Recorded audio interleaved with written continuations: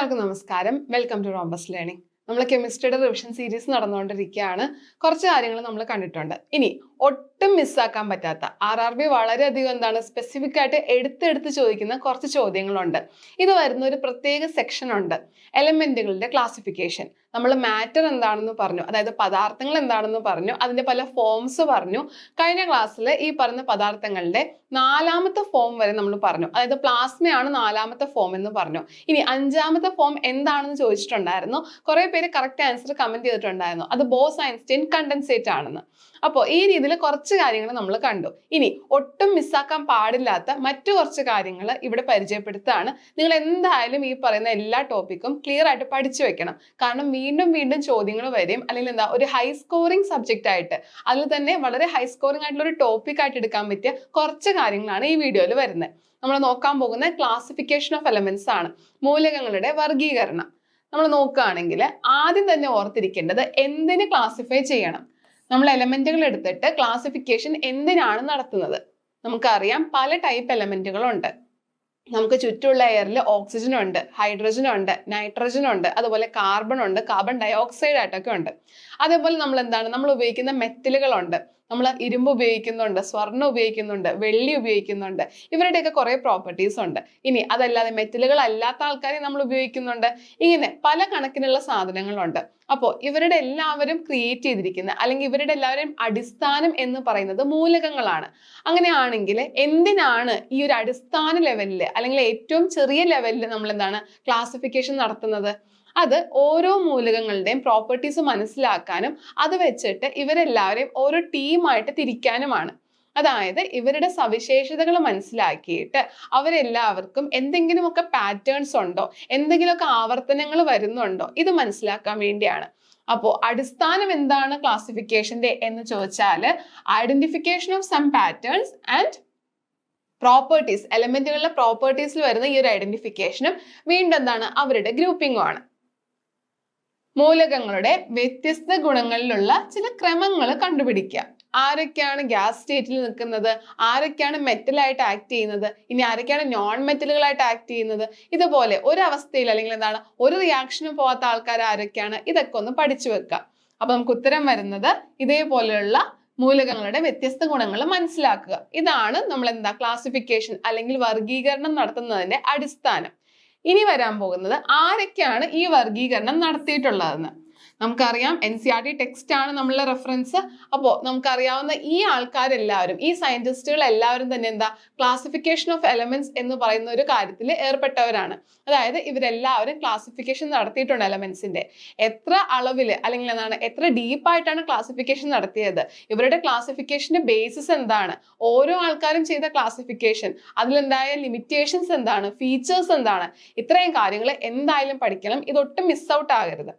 ഇതിൽ തന്നെ ചോദിച്ചിരിക്കുന്ന അറ്റോമിക് നമ്പർ വെച്ചിട്ടുള്ള ക്ലാസിഫിക്കേഷൻ ആരാണെന്ന്. നമ്മൾ അറ്റോമിക് നമ്പർ വെച്ചുള്ള ക്ലാസിഫിക്കേഷൻ പറയുന്നുണ്ട്, അതാണ് നമ്മൾ അവസാനമായിട്ട് പഠിക്കുന്ന ക്ലാസിഫിക്കേഷൻ. അത് വന്നിരിക്കുന്നത് ഹെൻറി മോസ്ലിയുടെ കയ്യിൽ നിന്നാണ്. നമ്മൾ മോഡേൺ പീരിയോഡിക് ടേബിൾ എന്നൊക്കെ പറഞ്ഞ് പഠിക്കും, അത് ആരാണ് കൊണ്ടുവന്നിരിക്കുന്നത്. അങ്ങനെ ഒരു ചോദ്യം വന്നാലും അതിന്റെ ഉത്തരം ഹെൻറി മോസ്ലി ആണ്. അപ്പൊ മോഡേൺ പീരിയോഡിക് ടേബിൾ, ആധുനിക ആവർത്തന പട്ടിക, ഈ ഒരു മോഡേൺ പീരിയോഡിക് ടേബിൾ കൊണ്ടുവന്നിരിക്കുന്ന ഹെൻറി മോസ്ലി ആണ്. അപ്പോൾ അദ്ദേഹമാണ് അറ്റോമിക് നമ്പർ വെച്ചിട്ടുള്ള ക്ലാസിഫിക്കേഷൻ കൊണ്ടുവന്നിരിക്കുന്നത്. വീണ്ടും ഇതിനു മുമ്പ് നമ്മൾ 3 ആൾക്കാരുടെ ഓപ്ഷൻ അവിടെ കണ്ടു. ഡൊബ്രൈനർ ഉണ്ട്, മെൻഡലീവ് ഉണ്ട്, ന്യൂലാൻഡ്സ് ഉണ്ട്. അപ്പൊ ഇവരെങ്ങനെയാ ക്ലാസിഫൈ ചെയ്തെന്ന് നോക്കിയാൽ ഡൊബ്രൈനറിന്റെ ക്ലാസിഫിക്കേഷൻ ഈ 3 എണ്ണവും പഠിച്ചു വെക്കണം. ആൽക്കലൈൻ മെറ്റലുകൾ, അതുപോലെ ആൽക്കലൈൻ എർത്ത് മെറ്റലുകൾ, ഇവിടെ എല്ലാം 3 എണ്ണമാണ് അല്ലെങ്കിൽ ത്രികങ്ങളാണ്. And finally halogens. ഈ 3 സെറ്റും പഠിച്ചു വെക്കണം. ഇവിടെ 3 പേരുടെയും കോമൺ ആയിട്ട് വരുന്നത്, നമ്മൾ ഇതുപോലെ 3 പേരുടെ സെറ്റ് എടുത്താൽ ആദ്യത്തെ ആളുടെയും മൂന്നാമത്തെ ആളുടെയും അറ്റോമിക് മാസ് നമ്മൾ കണ്ടിട്ടുണ്ടായിരുന്നു. അത് വെച്ചിട്ടുള്ള ക്വസ്റ്റ്യൻസ് നമ്മൾ കണ്ടിട്ടുണ്ടായിരുന്നു. അപ്പോൾ ആ അറ്റോമിക് മാസ് എടുത്താൽ ആദ്യത്തെ ആളുടെയും മൂന്നാമത്തെ ആളുടെയും അറ്റോമിക് മാസിന്റെ ആവറേജ് ആയിരിക്കും രണ്ടാമത്തെ ആളുടെ അറ്റോമിക് മാസ്. ഈ ഒരു കോൺസെപ്റ്റ് പഠിക്കുന്ന സമയത്ത് ഈ 3 സെറ്റുകൾ പഠിക്കണം, 3 സെറ്റിലുള്ള ആൾക്കാരുടെ പേരുകൾ പഠിക്കണം. അതുപോലെ തന്നെ ആ ഒരു പ്രോപ്പർട്ടി, അതായത് അറ്റോമിക് മാസ് കൂടുന്ന കണക്കിനാണ് ഇവരെല്ലാവരും വന്നത്. അതുപോലെ തന്നെ എന്താണ്, ആദ്യത്തെ ആളുടെയും മൂന്നാമത്തെ ആളുടെയും അറ്റോമിക് മാസിന്റെ ആവറേജ് ആയിരിക്കും രണ്ടാമത്തെ ആളുടെ അറ്റോമിക് മാസ്. ഇത്രയും എന്തായാലും ഓർത്തിരിക്കണം. അപ്പൊ അടുത്ത ചോദ്യം നോക്കിയാലോ. ന്യൂലാൻഡിന്റെ അഷ്ടക നിയമവും അതുപോലെ മോഡേൺ പീരിയോഡിക് ടേബിളും ആണ്. നമ്മൾ വരുന്ന ചോദ്യങ്ങളിൽ ഈ 2 ടോപ്പിക്കും വീണ്ടും പഠിക്കും. ഇതിലെ അഷ്ടക നിയമം നോക്കുകയാണെങ്കിൽ ഇതേപോലെ അറ്റോമിക് മാസ്, നമ്മൾ നേരത്തെ കണ്ടിരുന്ന അറ്റോമിക് മാസ് അത് കൂടുന്ന കണക്കിന് നമ്മൾ ഇതേപോലെ എഴുതിയാല് ഓരോ 7 പേര് കഴിയുമ്പോഴും അറ്റോമിക് മാസ് കൂടുന്ന, അതായത് ഹൈഡ്രജന്റെ മാസിനേക്കാളും കൂടുതൽ ലിഥിയത്തിനുണ്ട്, അതിനേക്കാളും കൂടുതൽ ബെറിലിയത്തിനുണ്ട്. ഈ കണക്കിന് നമ്മൾ പോകുകയാണെങ്കിൽ അറ്റോമിക് മാസ് കൂടുന്ന കണക്കിൽ നമ്മൾ ഇതേപോലെ എഴുതി വെച്ചാല് ഒന്നാമത്തെ ആള് കഴിഞ്ഞിട്ട് വീണ്ടും വരുന്ന 8ാമത്തെ ആള്, ഇവിടെ ഹൈഡ്രജൻ കഴിഞ്ഞിട്ട് വരുന്ന ഫ്ലൂറിൻ, അത് കഴിഞ്ഞിട്ട് വരുന്ന ക്ലോറിൻ, ഈ കണക്കിന് വരുന്ന ഈ ഒരു സെറ്റ് മുഴുവനും എന്ത് സംഭവിക്കും? സിമിലർ ആയിട്ടുള്ള, സമാനമായിട്ടുള്ള സവിശേഷതകൾ കാണിക്കും, സമാനമായ പ്രോപ്പർട്ടീസ് അവരവിടെ കാണിക്കും. അതേപോലെ ഈ രണ്ടാമത്തെ സെറ്റ് മുഴുവനും എന്ത് കാണിക്കും? അവരും സിമിലർ പ്രോപ്പർട്ടീസ് കാണിക്കും. അതായത് 8 പേര് വരുന്ന അഷ്ടകങ്ങൾ വരുന്ന പോയിന്റിലെല്ലാം സിമിലർ പ്രോപ്പർട്ടീസ് കാണിക്കും. അതുകൊണ്ട് തന്നെ എന്ത് പറയാം, ന്യൂലാൻഡിന്റെ ലോ അല്ലെങ്കിൽ അഷ്ടക നിയമം പറയുന്നത് അറ്റോമിക് മാസിന്റെ ഒരു പീരിയോഡിക് പ്രോപ്പർട്ടി ആണ് എന്ത്?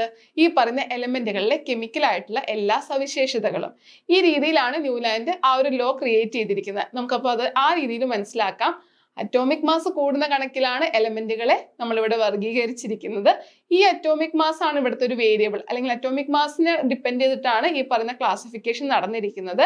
അറ്റോമിക് മാസ് കൂടുന്ന കണക്കിൽ ഒന്നാമത്തെ ആളും അത് കഴിഞ്ഞ് വരുന്ന 8ാമത്തെ ആളും എന്തായിരിക്കും? സിമിലർ പ്രോപ്പർട്ടീസ് കാണിച്ചുകൊണ്ടിരിക്കും. വീണ്ടും നോക്കുകയാണെങ്കിൽ നമ്മൾ ഇപ്പോൾ എടുത്തിരിക്കുന്ന മോഡേൺ പീരിയോഡിക് ടേബിൾ ഓർത്തിരിക്കണം. 7 പീരീഡുകൾ ഉണ്ട്. അതായത് ഇടതുനിന്ന് വലത്തേക്ക് നമ്മൾ നോക്കുന്ന ഇതേപോലെ 1, 2, 3, ഇവിടെ സോഡിയം, മഗ്നീഷ്യം, അതുപോലെ അവിടെ വന്ന് ആർഗണിൽ തീരുന്ന 3ാമത്തെ പീരീഡ്, പൊട്ടാഷ്യത്തിൽ തുടങ്ങി അതുപോലെ ക്രിപ്റ്റോണിൽ തീരുന്ന 4ാമത്തെ പീരീഡ്. ഈ കണക്കിന് 7 പീരീഡുകളുണ്ട്. അതുപോലെ 18 ഗ്രൂപ്പുകളുണ്ട്. ഇത് ഓർത്തിരിക്കണം. ഇതിൽ തന്നെ ആദ്യത്തെ ഗ്രൂപ്പായിട്ടുള്ള അൽക്കലൈൻ, ഈ ഒരു ഗ്രൂപ്പ്, അതുപോലെ ഇവിടെ നിന്ന് വരുന്ന അൽക്കലൈൻ എർത്ത് മെറ്റലുകൾ, ഈ ഒരു ഗ്രൂപ്പ്, പിന്നെ ഇവിടെ ഫൈനലി വരുന്ന ഹാലോജൻസ്, 17ാമത്തെ ഈ ഒരു ഗ്രൂപ്പ്, അതുപോലെ ഇനേർട്ട് ഗ്യാസസ് ആയിട്ടുള്ള 18ാമത്തെ ഈ ഒരു ഗ്രൂപ്പ്. ഇവരുടെ പേര് ഓർത്തിരിക്കണം. ഓരോ ഗ്രൂപ്പിൽ ആരൊക്കെയുണ്ട്, ആ ഗ്രൂപ്പിൽ തന്നെ ഓരോ പീരീഡിലും ആരൊക്കെയുണ്ട്, ഇത്രയും കാര്യങ്ങൾ നമ്മൾ ഓർത്തിരിക്കണം. ക്വസ്റ്റ്യൻസ് വരും. അങ്ങനെയാണെങ്കിൽ വീണ്ടും ഒരു ചോദ്യം നോക്കാം. ഡൊബ്രെയ്നറിന്റെ ട്രയാഡിൽ ഉൾപ്പെട്ടിരിക്കുന്ന ആൾക്കാർ ആരൊക്കെയാണെന്ന് ഞാൻ പറഞ്ഞിട്ടുണ്ടായില്ലേ. ഡൊബ്രെയ്നറിന്റെ ട്രയാഡ്, ആ ത്രികങ്ങൾ ക്ലിയർ ആയിട്ട് പഠിക്കണം. ആരൊക്കെയുണ്ട്, ഓരോ ഗ്രൂപ്പിൽ ആരൊക്കെ ഉള്ളത്, ആരൊക്കെ ചേർന്നിട്ടാണ് ഓരോ സെറ്റ് തീരുമാനിച്ചിരിക്കുന്നത്, ഇതൊക്കെ ഓർത്തിരിക്കണം. നമുക്ക് ഈ 4 ഓപ്ഷൻ തന്നതിൽ ഡൊബ്രെയ്നറിന്റെ ട്രയാഡ് എടുത്ത് നോക്കിയാൽ ക്ലിയർ ആയിട്ട് അറിയാൻ പറ്റും. ഹാലോജൻസ് എന്ന് പറഞ്ഞ ക്ലോറിൻ, ബ്രോമിൻ, അയഡിൻ ആയിരുന്നു കറക്റ്റ് ഓപ്ഷൻ. ബാക്കി 3 ഓപ്ഷൻസിലും എന്താണ്, ആ പോലെ ട്രയാഡിൽ ഇല്ലാത്ത ആൾക്കാരും, അല്ലെങ്കിൽ എന്താണ്, അവരുടെ ഓർഡർ ഒന്നും ശരിയാവാത്ത രീതിയിലാണ്. ഇപ്പൊ നമ്മൾ കാൽഷ്യം, ബേരിയം, ഫ്ലൂറിനും എടുത്താൽ നമുക്കറിയാം കാൽഷ്യവും സ്ട്രോൺഷ്യവും അതുപോലെ ബേരിയം ആയിരുന്നു ഡൊബ്രെയ്നറിന്റെ ട്രയാഡിൽ കാണാൻ പറ്റുന്നത്.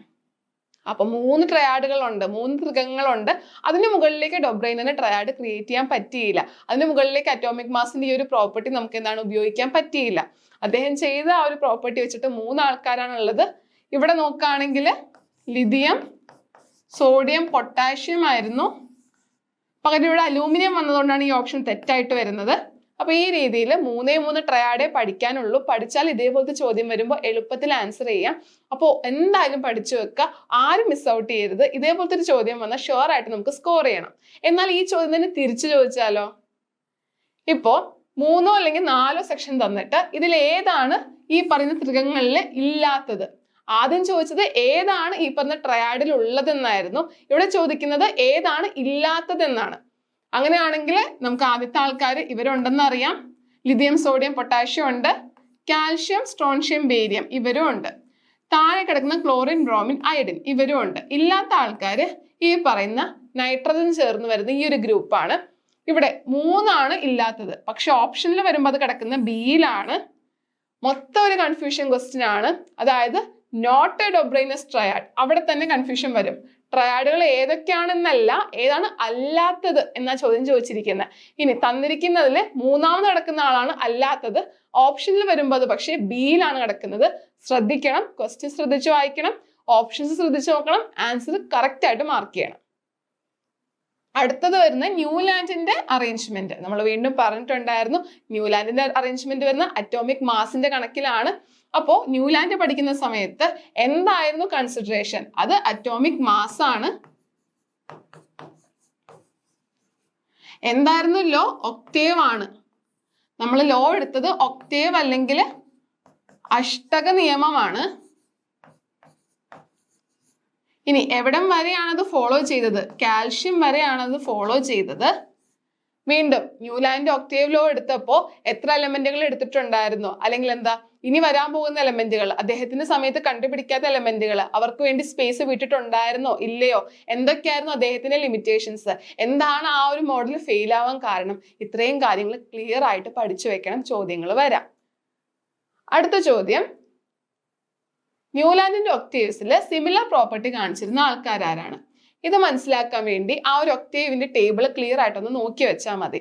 അതിൽ ഓരോ ഗ്രൂപ്പും ഇതേപോലെ താഴെയായിട്ട് നമ്മൾ എഴുതിയ ഓരോ ഗ്രൂപ്പും സിമിലർ പ്രോപ്പർട്ടി കാണിക്കും എന്ന് നമ്മൾ പറഞ്ഞിട്ടുണ്ടായിരുന്നു.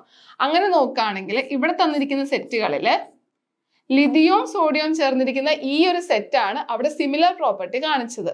നമ്മൾ ന്യൂലാൻഡിന്റെ ഒക്ടേവ്സ് കണ്ടിട്ടുണ്ട്, ആ ഒരു ടേബിൾ കണ്ടിട്ടുണ്ട്. അപ്പൊ ടേബിളിൽ നോക്കാം, ഒന്നാമത്തെ എലമെന്റ് കഴിഞ്ഞിട്ട് വീണ്ടും നമ്മൾ എടുത്തിട്ടിരിക്കുന്ന എട്ടാമത്തെ എലമെന്റ് അവരെന്ത് ചെയ്യും? സെയിം പ്രോപ്പർട്ടി, സിമിലർ പ്രോപ്പർട്ടീസ്, അവരുടെ പ്രവർത്തനം അല്ലെങ്കിൽ അവരുടെ ഒരു സ്വഭാവം അത് ഏകദേശം ഒരുപോലെ ഇരിക്കും എന്നാണ് പറഞ്ഞിരിക്കുന്നത്. ഇതായിരുന്നു ഒക്ടേവ് ലോ. അപ്പൊ ഈ തന്നിരിക്കുന്ന ഓപ്ഷനിൽ ലിഥിയവും സോഡിയവും ആണ് ഇതേപോലെയുള്ള ഒക്ടേവ് ലോ ഫോളോ ചെയ്തിരിക്കുന്നത്. ഈ ലിഥിയവും സോഡിയം നമ്മൾ വേറെ എവിടെ കണ്ടിട്ടുണ്ട്? ഡൊബ്രൈനിന്റെ ട്രയാഡിലും ഇവർ രണ്ടുപേരും വന്നിട്ടുണ്ടായിരുന്നു. കൂടെ ഉണ്ടായിരുന്ന ആള് പൊട്ടാഷ്യം ആയിരുന്നു. ഇവരെല്ലാവരും നമ്മൾ വിളിച്ച പേര് അൽക്കലൈ ലോഹങ്ങൾ അല്ലെങ്കിൽ അൽക്കലൈ മെറ്റൽസ് എന്നായിരുന്നു. അടുത്ത ചോദ്യം വന്നിരിക്കുന്നത് മെൻഡലേവിന്റെ പീരിയോഡിക് ടേബിളില് നിക്കലിന് മുൻപ് പ്രത്യക്ഷപ്പെട്ട ആളാരാ? അപ്പൊ നമ്മൾ വിചാരിക്കും മെൻഡലേവിന്റെ പീരിയോഡിക് ടേബിളിൽ 63 എലമെന്റുകളുണ്ട്, പിന്നെ എന്തിനാ ഇത് മാത്രം എടുത്ത് ചോദിക്കുന്നതാണ്? അതുകൊണ്ടാണ് പറയുന്നത് മെൻഡലേവിന്റെ പീരിയോഡിക് ടേബിൾ ക്ലിയർ ആയിട്ട് പഠിക്കണം. എങ്ങനെയാണ് അത് സെറ്റ് ചെയ്തത്? അറ്റോമിക് മാസുകൾ കൂടുന്ന കണക്കിന്. ഇനി എന്തായിരുന്നു അവിടുത്തെ സ്പെസിഫിക് ആയിട്ടുള്ള ഒരു റൂള് അല്ലെങ്കിൽ എന്താ ഒരു ലോ? അവിടെ പറഞ്ഞ ലോ എന്ന് പറയുന്നത് അറ്റോമിക് മാസ് കൂടുന്ന കണക്കിന് നമ്മൾ എടുക്കുന്ന അറ്റോമിക് മാസ് ആണ്. ഈ അറ്റോമിക് മാസ് കൂടുന്ന കണക്കിന് അവിടെ എന്ത് സംഭവിക്കും? പീരിയോഡിക് ആയിട്ട് അതായത് ഒരു നോർമൽ അല്ലെങ്കിൽ എന്താണ് അടിസ്ഥാന ഇടവേളയ്ക്ക് ശേഷം കെമിക്കൽ പ്രോപ്പർട്ടീസ്, കെമിക്കലായിട്ട് വരുന്ന പ്രോപ്പർട്ടീസ് അല്ലെങ്കിൽ ആ സവിശേഷതകൾ റിപ്പീറ്റ്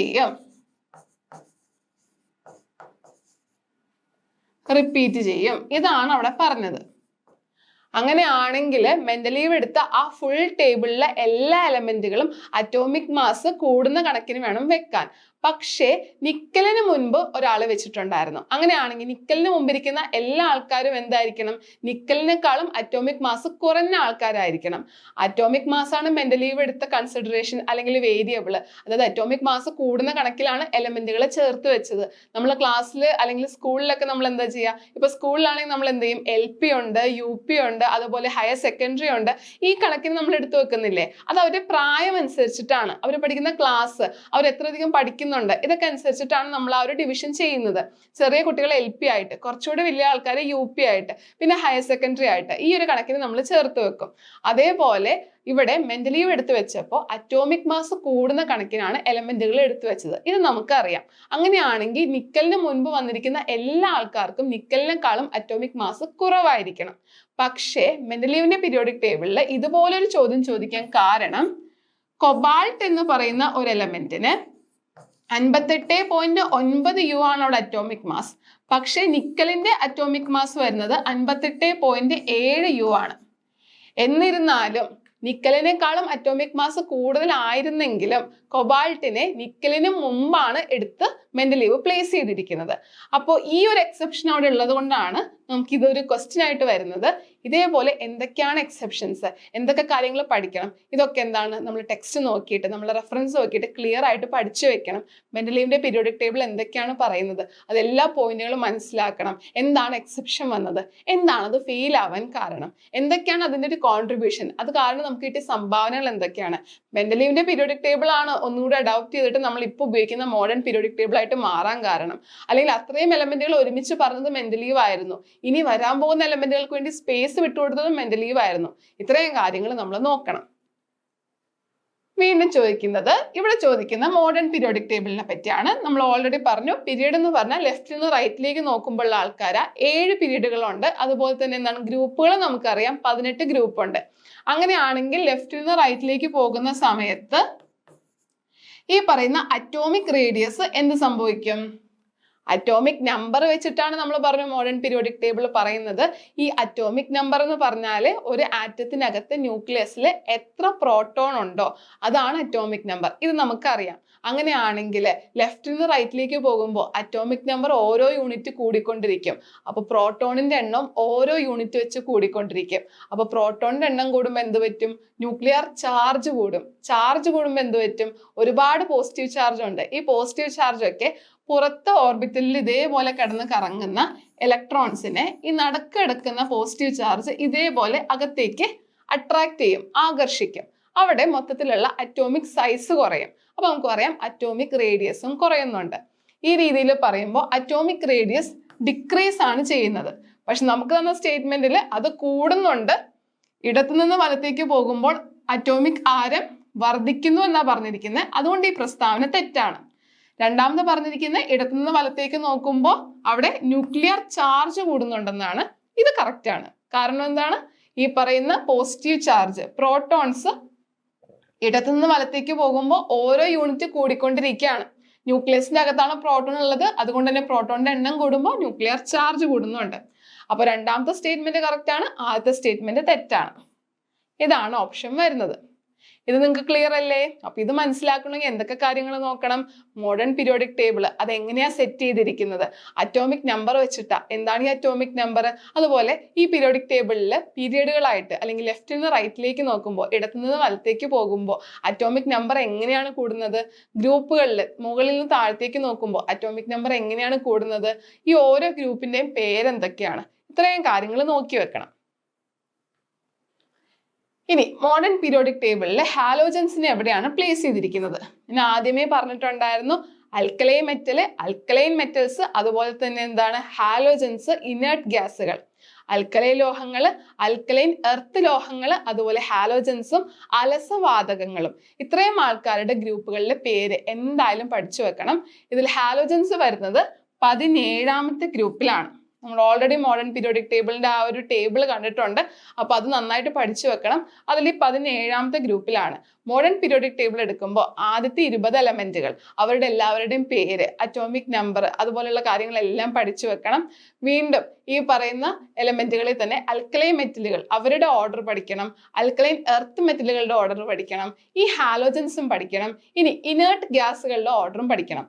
എന്തിനാ പഠിക്കേണ്ടതെന്ന് ചോദിച്ചാൽ ഇതേപോലുള്ള ചോദ്യങ്ങൾ വരും. അതായത് നമുക്ക് ഓൾറെഡി അറിയാം, അലസവാതകം, ഇനേർട്ട് ഗ്യാസസ്, അല്ലെങ്കിൽ എന്താ പറയുന്നത്, നോബിൾ ഗ്യാസസ് എന്നൊക്കെ വിളിക്കും.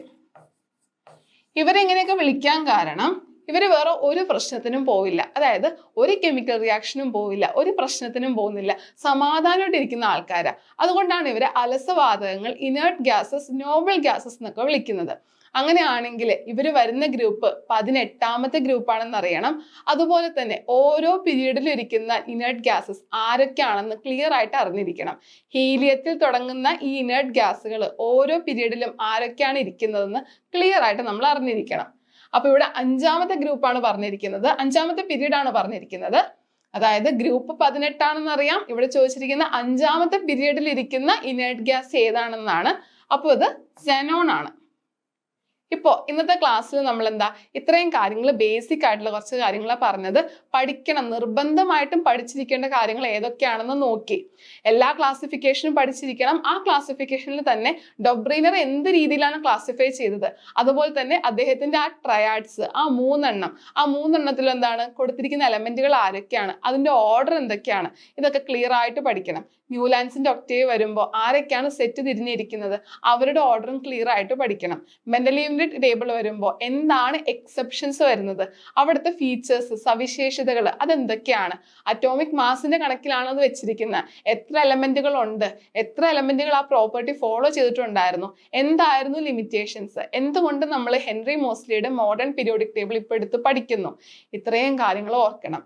മോഡേൺ പീരിയോഡിക് ടേബിൾ വന്നാലോ അതിൽ അൽക്കലൈൻ മെറ്റൽസ് ഏത് ഗ്രൂപ്പില, അൽക്കലൈൻ എർത്ത് മെറ്റൽസ് ഏത് ഗ്രൂപ്പില, ഹാലോജൻസ് ഏത് ഗ്രൂപ്പില, അതുപോലെ തന്നെ ഇനർട്ട് ഗ്യാസസ് അല്ലെങ്കിൽ അലസവാതകങ്ങൾ ഇവരൊക്കെ ഏത് ഗ്രൂപ്പില, ഇത്രയും കാര്യങ്ങൾ നോക്കണം.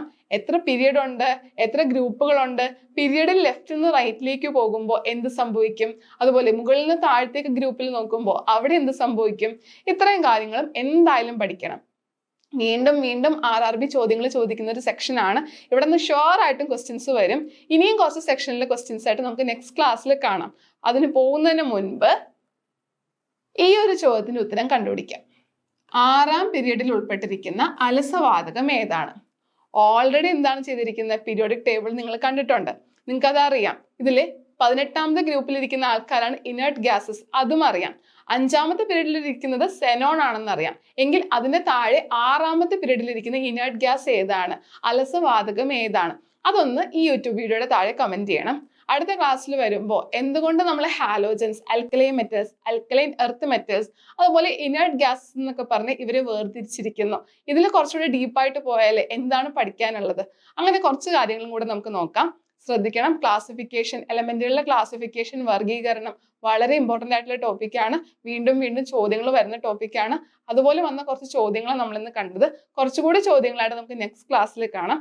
അപ്പോൾ അതിന് വരുന്നതിന് മുമ്പ് ഈ ഒരു ചോദ്യത്തിന്റെ ഉത്തരം എല്ലാവരും യൂട്യൂബിൽ കമന്റ് ചെയ്യണം. അപ്പോൾ താങ്ക് യു എവരിവൺ.